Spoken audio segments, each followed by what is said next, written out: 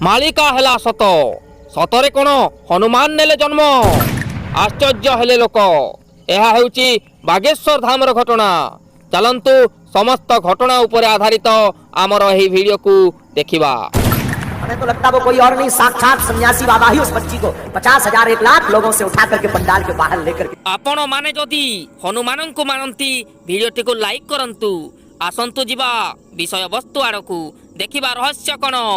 Chhatarpur grammar जड़े स्त्री लोक जार ना हेउची मीराबाई। ताहार 7 वर्ष पर्यंत कौनसी संतान हैला नहीं। शेषरे से हताश होई बागेश्वर धाम सरकारंक ठारे अर्जी लगाइथिला। बागेश्वर बालाजी आदेश देले तोर पुत्र संतान जन्म हेब। सत हैला बागेश्वर धामर बाणी। 9-10 मास परे मीराबाई पुत्र संतान जन्म देला।